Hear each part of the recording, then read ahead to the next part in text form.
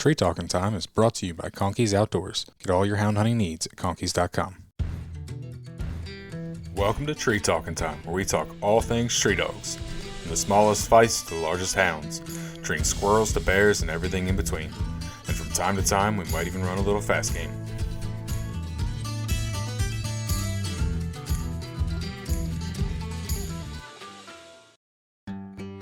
Need reliable housing for your animals? Animal Housing Solutions in Mayo, Florida builds custom coops, kennels, and shelters that are strong, durable, and designed with your animal's comfort in mind. Whether you need a large-scale kennel or a small custom chicken coop, they've got you covered. Quality craftsmanship, great service, and solutions built to last. That's the Animal Housing Solution promise. Check them out at Animal Housing Solutions on Facebook. Animal Housing Solutions, where your animals come first. So my dogs, I have like misfit bunch of dogs. Misfit dogs? I do. I've got the misfit dogs there. I got one that was born with one eye. I've got one that was born deaf. I've got one dog. She's got 6 toes on her. And they're all from different litters. It's not like it's like we're inbreeding over here or something. These are just dogs that acquired over the years. But earlier today, I was working a young dog that was born deaf. Okay. And he's finally putting it together.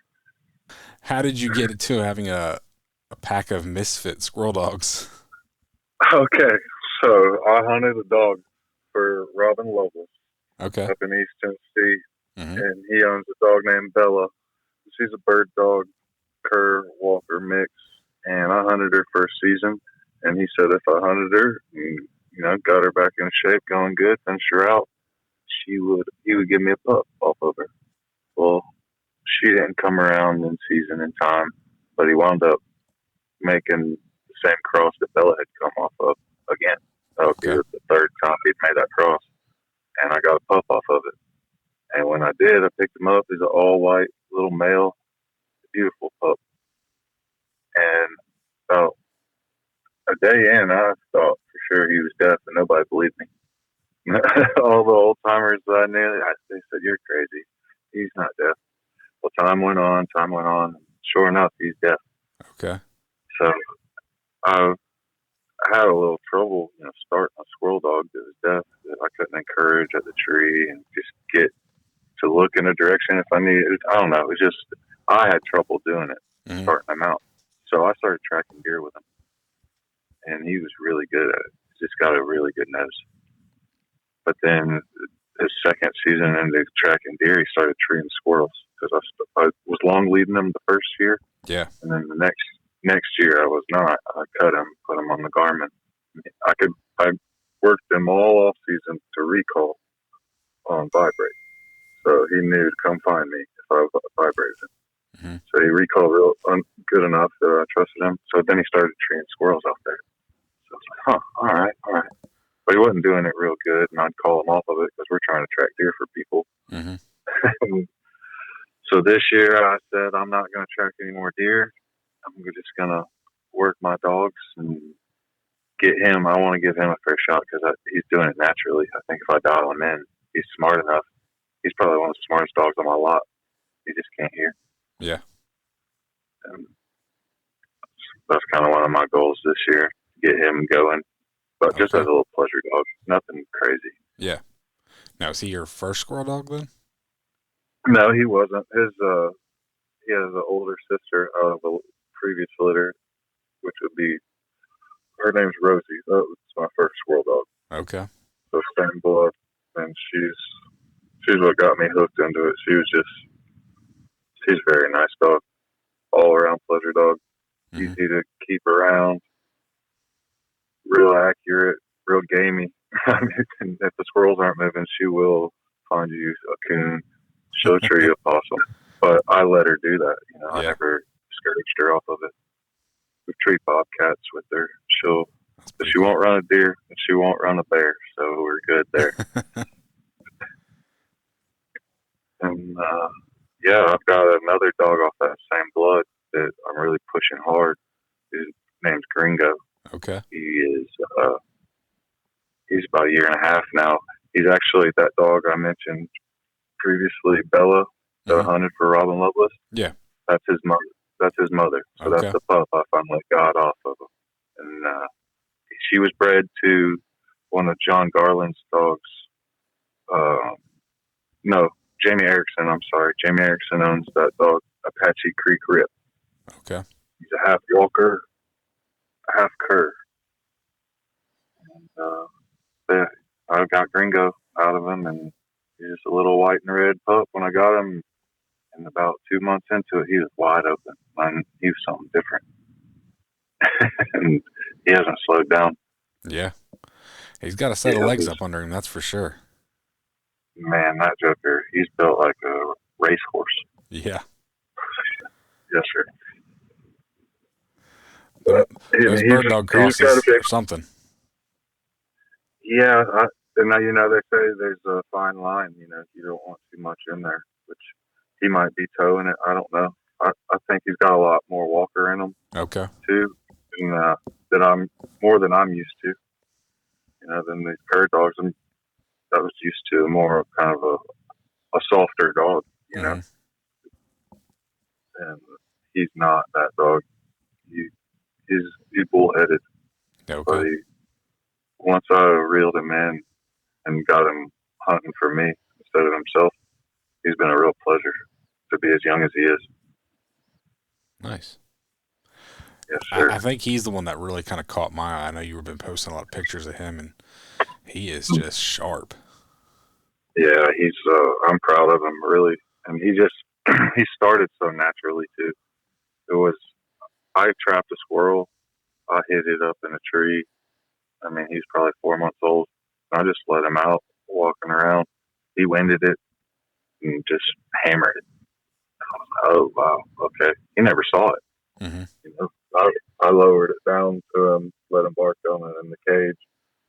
And then we just went on from there. And I just took him to the woods.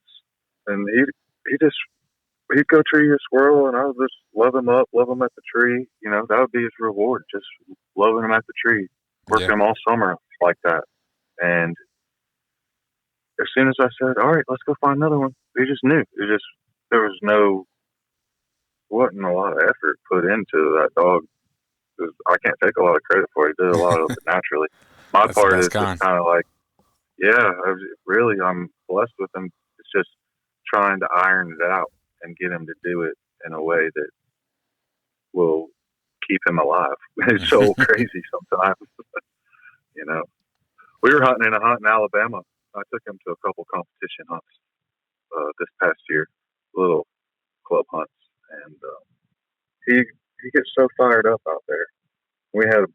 I probably had a 5-hour ride out there, so he's in the box, and we pulled up and went straight to hunting after standing around the clubhouse for a little while. But he got the jack in a tree right off the leash. I mean, he got in there, treed, but he was hammering. He jacked the tree. He hung his leg up into a tree, fell down into a snag on his side, screaming bloody murder, and everybody could hear him. It's 200 yards away. I thought he stabbed himself or something. Yeah. When we get in there, he's trying to bite the snag, still treeing though, just mad at it. Yeah. Stuff like that worries me, so that's what I mean, iron it out with him. Oh, yeah. I can understand that. Before we go through the rest of your dogs, why don't you introduce yourself? My name's Tim Moore, and I am from Cleveland, Georgia, 36 years old. You have Paradise Valley Tree Dogs, right? Paradise Valley Tree Dogs on Facebook. Yep. And that's kind of how I found you. You've been posting a lot of pictures of these awesome looking squirrel dogs, which, like I said, you can tell there's some bird dog in there, a lot of white, but man, they are absolutely sharp. Yeah, they're bird dog crosses. They're cur bird dog walkers. Yeah. And there's actually a little bit of fight. Cotton, the mama dog of the 3 litters that threw a lot of these dogs, has some fight in her. So. Mm-hmm. But you could see the old bird dog and walker in them for sure. Oh, yeah. Easy to spot in the woods. Absolutely. One of my best cur dog ever, she was white, and she had, brindle patches on her. But that was the one, and I coon hunted her more than anything. Well, that's all I really ever did with her. I don't think I ever turned her loose in the daytime. Or if I did, it was maybe once or twice. But She's a pretty straight coon dog, and that was the thing I liked about her is you could spot her running through the woods. Absolutely. So, but that's not all you got. You got your hands full. You got quite a few other dogs. Yeah, I've got my hands full. I'm always keeping a project around. Not that I get bored with them, but I keep one going. You know, I push real hard, and then I usually take other people's dogs that they gave up on early or something like that, and I'll take that challenge, get them going, see what I can do with them. Mm-hmm.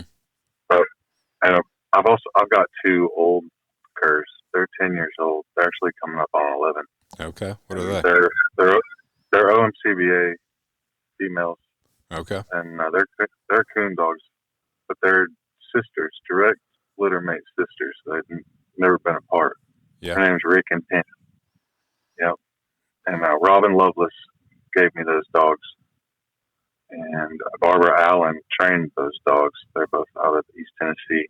Okay. They're a pleasure, man. You turn those 2 dogs loose together, and they're going to show you some coons. Nice. And it's easy to go behind them, but they're fun to watch. But I've got them, and I've got Gringo, I've got Rosie, and Rosie's my dog that I go to for squirrels when I get tired of fooling with all these hard-headed young dogs. I get Rosie and load her up, and she will go tree 5 or 6 squirrels real easy. She makes it look good. We go home, and then I'm ready to go full with puppy again. There you go. Yeah. But yeah, I take on those dogs, like the challenge dogs, I guess. Mm-hmm. I understand. You said you have a one-eyed dog? Yeah, he was born with one eye. Oh, geez. Yeah. Everybody I talk to, nobody's ever had to deal with that in the squirrel dog world that I've talked to. Mm-hmm. Which the only thing I'm having trouble with it is I think it's really holding him back in his confidence to get gone and stay gone. Yeah. Because he wants to check that blind side, and every time he comes back, he circles that side, and he'll get out there, and then he'll stop, and he just he panics. I can see it on him every time. But every day he gets a little farther, a little farther. The other day I had him out at 80 yards, which I ain't nothing, but you know, for me and him right now, that's a big deal. Yeah. Yeah. Yeah. No, I've got a friend of mine that his dog lost an eye, and I know that in certain situations he said that his dog kind of acts a little goofy because he can't see. Exactly. So. Right, and that's even worse for that dog, though. He knew what it was like to see out of that side. Yeah. At least mine's never had that ability on that side. But we'll see. He's got a nose. I mean, I watch him. He'll get out there and win squirrels, and he's just not pulling up and locking down. Mm-hmm. But he's never had a season on him either. Okay. This is all off season work. Yeah. I do a lot of easy squirrels for these dogs. Walk them in places that's got a lot of game, and just keep them in the woods. Yeah. When they start to do it, then start trying to tweak whatever we need to do to get them to do it better. Mm-hmm. You seem like you do a lot of like just pleasure meat hunting. Do you do any sort of competition hunting at all, or is it just going to the woods and filling tailgates? Yeah, I do a lot of. I enjoy going with my buddies and pleasure hunting. I do. That's my passion. I really do. But I go to some competition hunts. Just some club hunts that are local. Okay. But this year, I told myself that I'm gonna go and I'm gonna hunt Gringo in a lot of these hunts, and it's gonna be more so I can learn how these hunts are operating. Yeah. And I can learn the rules. I'm gonna get those lessons. Yep. We'll see how it takes those lessons to learn it. That's for sure. It does. And I just want to go, and it's the way I look at it is we have such a long deer season here. Mm-hmm. It's hard to get in the woods. I'm already just traveling, going hunting private property places that are out of state during our deer season, I might as well just start hunting these hunts every weekend. It's an organized place I can run my dog controlled environment. You know, that's safer than trying to dodge people with a rifle out here. Yeah. I understand. We'll see. See how it goes. Definitely. No, these bird dog crosses are tearing the hunts up, so I would imagine old Gringo is going to do well. We'll see. He's bonehead. He's just got a big motor. That's all. He can find one every now and then. That's what it takes. Yeah. Those everybody seems to be winning with a bird dog cross lately, huh? I would say a lot of people are. If there's bird dog crosses in there, a lot of days they do well, and I think the big motor helps. They cover a lot of ground. So that's right. That's what I joke about with him, and it's a joke, but it is kind of true too. Even when we're pleasure hunting, say we're gonna be hunting a mile down that dirt road, I need to let him out, and he needs to run with us till we get down here, because that first cut, it's not pleasurable. I understand. We'll see. Now, does he hunt wider than any of your other dogs then? Oh, yes, sir. I've had to reel him in a lot. I mean, at a young age, it's like 6 months, he was up here on the mountain running bears, just running them. Yeah, and he's run hogs. I think he was like 8 months old. Me and my buddy were hunting on this ridge, and he shot up the top of that mountain. He baited some hogs for like 40 minutes, and I'm hiking, climbing, going up there, and I'm doing everything I can to recall him. And he's just a young pup. He's on this big, and finally he breaks, and he meets me halfway down there and just looks at me like, "Hey, what's going on?" Yeah, nothing happened. Like nothing happened. Not even out of breath. And we get him down to the bottom, and he goes right back to squirrel hunting. And that day, I was like, "All right, he's got brains and he's got the drive. I just got to dial it in." And I'm still trying to dial it in. He just, if you could think of it, he'll probably do it. He's a wild man. But when he's on his game, he's a real pleasure. Good deal. Yes, sir. Yes, sir. I notice you've even got a couple projects that aren't as white. What are they? Yeah, so I've got a Feist. My boss, he's got some really nice Feist dogs that I hung with this past season, and I enjoyed going with them because that was something different, Yeah. Chasing a cur around and watching a Feist do its thing the way they do it is fun. Mm-hmm. And he made that cross, and he gave me a pup off of it. He said, "See what you can do with it." Is that the little black and tan dog? It's a little black and tan dog. I call him Poacher. Okay. Yeah, I think that'll be the first Feist that I've trained. So we'll see how that goes. Cool. I believe he'll do it, though. I took him out yesterday for his first time, just riding in the box for extended period, down the real roads and with a collar on and all that. And he handled it well. When I pulled up and let him out of the box, he was ready to get out of the box. He wasn't sick. And he stayed busy. Good. So we'll see.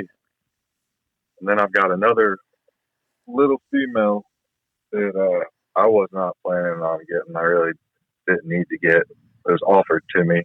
Same kind of deal. They said, "Hey, we're making this cross, and we want to see if you can make a squirrel dog out of it." I said, "Okay, let's do it." And it's some of the Wipeout Walker dogs. Okay. Mixed with a bird dog and cur. Okay. And that's what that little female is. She's black with a little bit of brindle trim on her. Mm-hmm. Real sharp little female. Absolutely. I'm real excited about her, but she's just, I don't like puppies, man. Like little puppies, they're cute and all that, but I'm just looking at them the whole time thinking, what are you going to be? Yeah. I'm paying attention to every little move. How are you approaching life right now? What are you going to do? So we'll see what she does. I've got high hopes for her, but time will tell. Understandable. Like I said, I think she's very sharp. That's why I was curious what she was. Yeah, she's a heavy walker. Okay. Believe it or not. You wouldn't guess it looking at it. Maybe in the ears and her head a little bit, but no. Other than that, no. Yeah. Now, we'll see what she does. Long term, do you have a plan to like try and start breeding your own dogs, or you prefer just to get dogs? So I've made a cross like the father of Merle and Rosie and Gringo's grandfather. I crossed him to OMCP, a female that I owned. Okay. I named her Okra Winfrey. And we made that cross, and she threw some really nice pups. And all of those dogs are spread out across the southeast here, and I've kept in touch with just about everybody. Nice. And they're all hunting. They're all doing it nice. Actually, I went and hunted with one of those little females, one of the pups out of that litter. My buddy Whit Hook out of South Carolina's got one. And we took Gringo up there and hunted a weekend and one morning. And we had a really successful hunt. we filled up the whole shed. There you go. Conkeys Outdoors is proud to be a sponsor of Tree Talking Time. Family, hunting, tradition is the Conkeys motto. They understand the importance of passing down the tradition of hound hunting. They are a family-owned business that treats you like family. They also understand the importance of having the gear you need when you need it. Conkeys carries everything for your next hunt, and it ships to your door quick. They also offer great warranties on all tracking systems and financing options. Check them out at conkeys.com. You can also use the code TreeTalkingTime5 in all caps to save as well. But yeah, I plan to. I want to always keep good dogs around. Mm-hmm. That's kind of. Once I got into this, that's all I think about. I'm at work and I'm thinking about how can I make a correction or what can I work on today? That kind of thing. Yeah, consumes me. I really enjoy it. Seeing the progression a dog can make. If I can do anything with a dog, it's fun. And then seeing it progress, I just thoroughly enjoy it. I want to keep that around. So if I started incorporating that side of things, that's a whole new world of dogs. Maybe they need a little bit more of this or that, or take some of this out. You'll never have the perfect recipe. No, it's pretty fun. Absolutely. No, I couldn't agree more. The biggest thing with me is when I make these crosses, I really want to have the pups go in the right people's hands. And that's the hardest thing to do. It is. It really is. No offense to anybody listening. Everybody wants a pup when they hear you got pups, but just finding somebody that's really going to, when they get off work, they're going to go full with that dog. Mm-hmm. It's not easy to do. It sounds like it is, but it's not. Yeah. There's days that I'm like, man, I'm not going to go today. But I make myself do it. And when I get to wherever I'm going with that dog, I open that box, I'm glad I did. Yeah. Because, this is just getting there and doing it is the hardest part sometimes. Getting people to go hunt these dogs the way they give them a fair shot, I guess you'd say. Mm-hmm. No, 100%. And I've struggled with the same thing. What's that? I try to stress that on people. Yeah. Just when they're getting dogs, it's up to you to give this dog a shot because this dog will make a dog if you put it in the right situations and handle it correctly. Mm-hmm. Yeah. Actually, just had somebody write an article about that, and that's kind of what his whole point was. He's like, the commitment it takes to make a dog, That's right. And then, surrounding yourself with good dog men, too. It really helps. People are like-minded because they keep you in the woods, too. Yeah. bouncing around ideas and stuff like you're doing this podcast right here. A wealth of knowledge. It's out there, and it's a good community. Most people, there's nothing to hide in the community about training dogs or stuff like that. Mm-hmm. If somebody really wants a good tree dog and wants to get into it, it's available. It's at their fingertips. Yeah. More so now than ever. Absolutely no. Between YouTube and podcast and even just like social media, you have a question, you need help.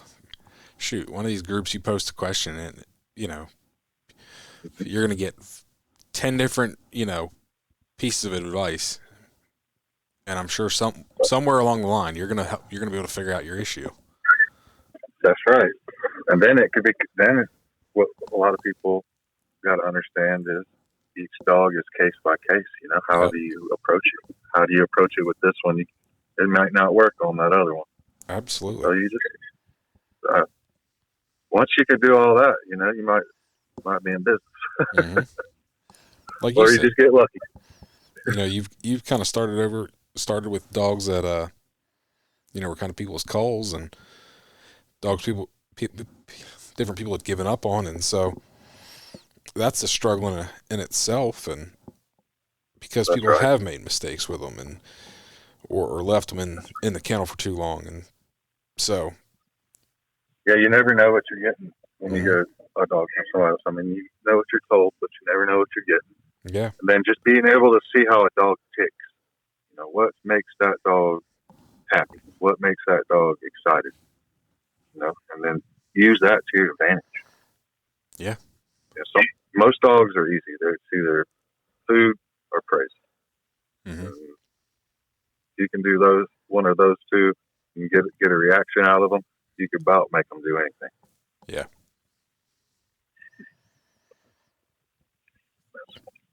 But you're right about leaving them in a kennel too long, stuff like that. Mm-hmm. Trust, that bond. It's sometimes getting a secondhand dog. That bond takes a little bit longer. Yeah. But I'm bad about it, man. When I get one, I'll treat them like a child, and I'll bring them in. I'll bathe them and give them a bath and really bond with them, give them a good, like a foster home for a little while. Then we go to work. There you go. I don't throw them in a pen with a bunch of other dogs barking around and just leave them out there and then load them up and expect them to go to the woods and hunt for me. I think that's I give them that real chance. Yeah. Some of my old timer friends think I'm crazy. So I'm soft, but hey, it's working. Yeah. No, I mean, you saying that, it's funny, especially from people that are not houndsmen. You hear a lot, like, a guy from church not too long ago who was like, yeah, you can't make them dogs house dogs. It'll make them too soft. And I'm like, dude, I got a buddy that's got a really nice pup in the house that's 10 months old and treeing coons left and right every time he takes him out. And then he's got a 9-year-old Walker dog that's sure enough coon dog that's lived in the house every day of its life. It sleeps in bed with him, like.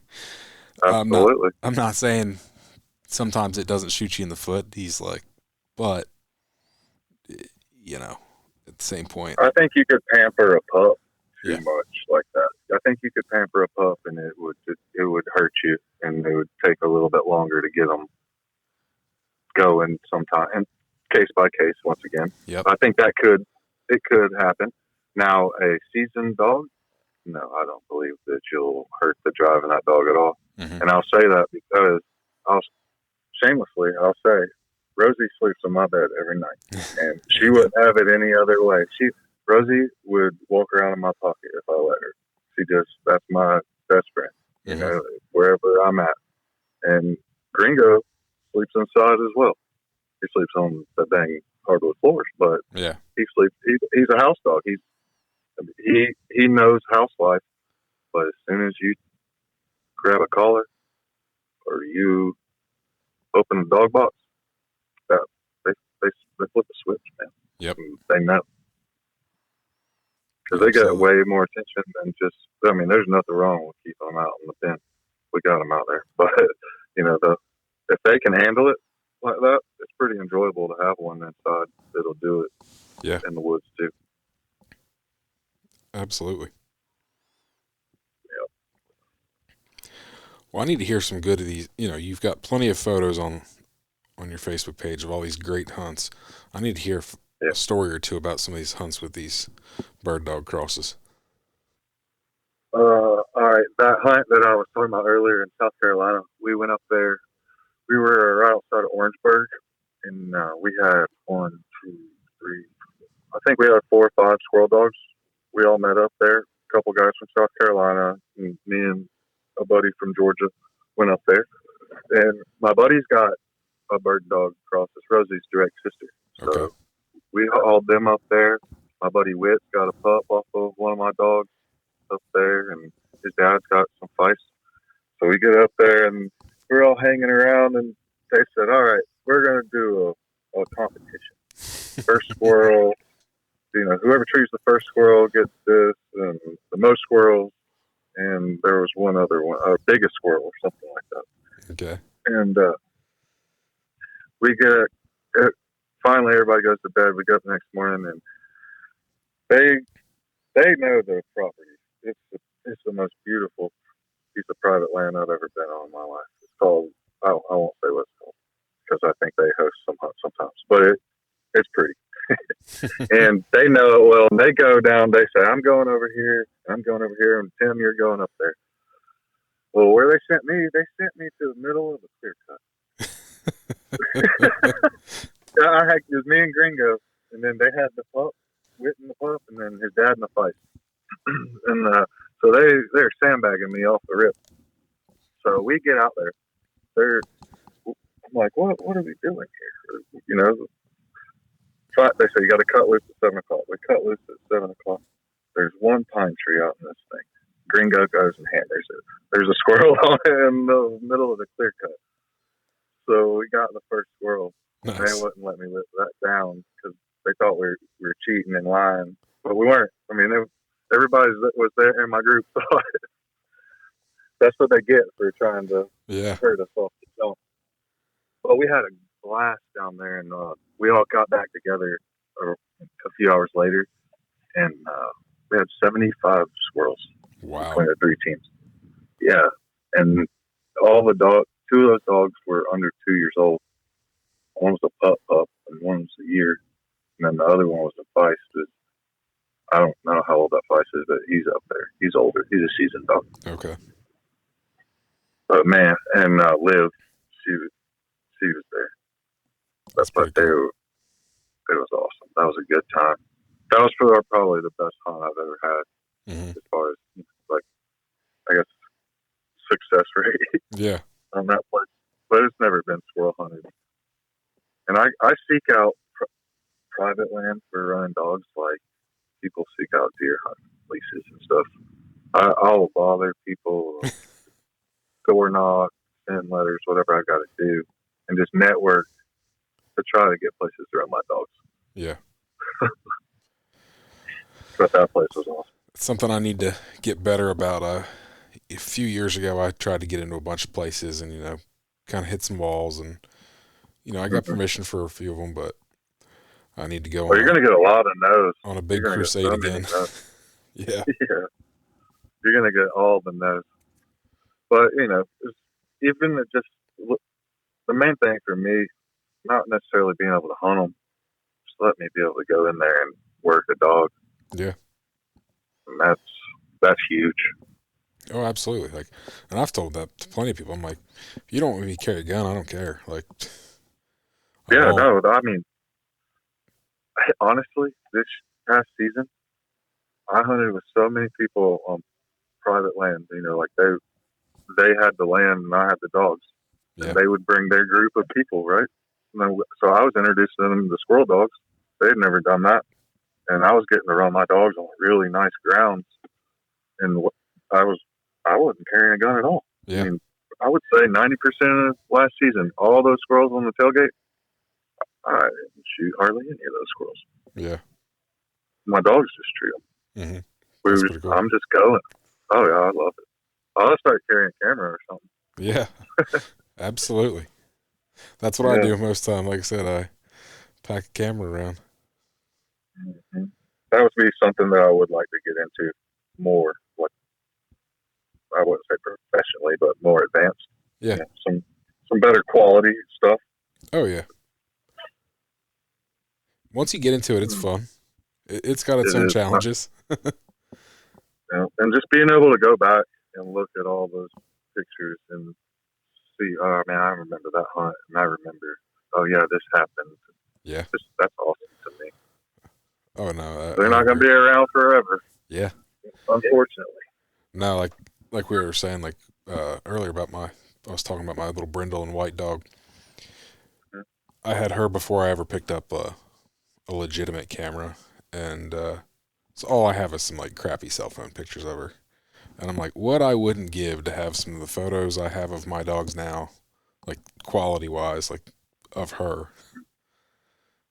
That's right. But that's right.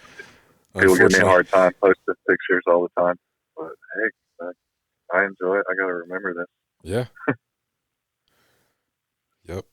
No, I mean, sometimes I catch myself. I'm like, why am I even taking a camera? It's hunt the same dog that I hunt all the time, you know. Mm-hmm. But at the end of the day, it's like something different might happen. It always is something different, ain't it? And it's just remember this hunt, you know. I've treed on goofy trees, or you know, you tree something. I don't know.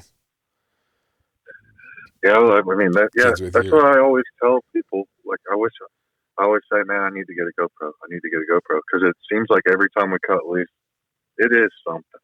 Something wild is going to happen. Something different. Absolutely. Yeah, we're good for a couple bears a year on accident. We're good for a couple bobcats on accident a year. You know, that's just cool stuff to get you pumped up a little more than a gray squirrel. Yeah.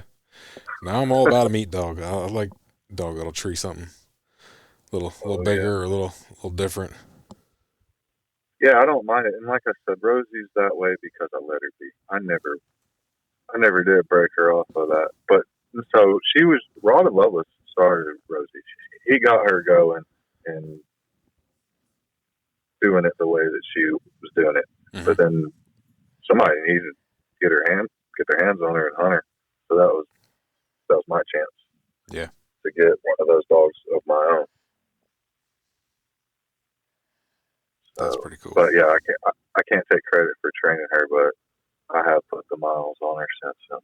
Yeah. Robin's my best bud, though. Man, he's a good one. You Absolutely. ever need somebody to talk to? He's full of stories. He's like been stories. On the podcast. Has he? He has. Yeah. Yeah. Yeah. Robin's good. So you know all about these white dogs, then? I've heard a few stories about these white dogs.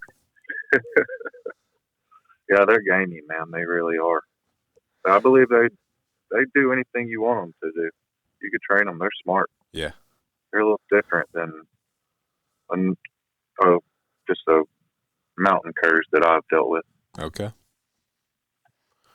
What would you say the biggest differences are between like them and mountain cur?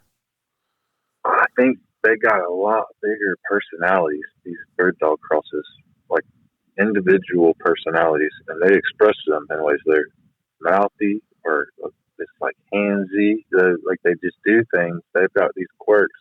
They're like little people, and they don't forget anything. They're smart as a whip. They're easy to train. Very easy to start and train. Easy to please. Yeah.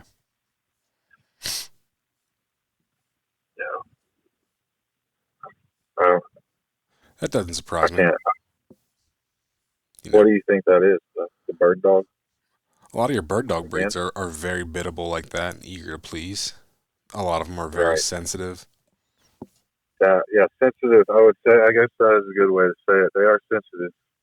You know, big personalities, big feelings. Yeah. Mm-hmm. You can't get on them hard.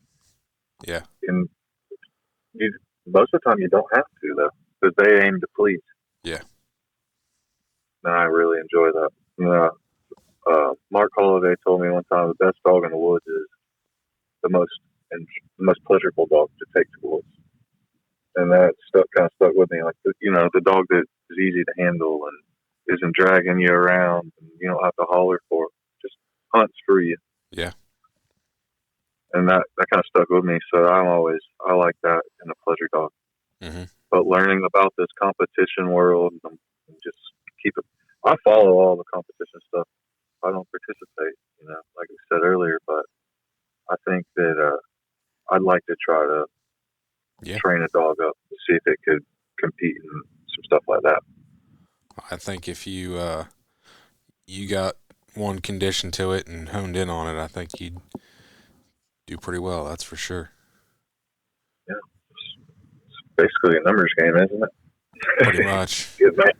Getting out there and being able to get treed quick.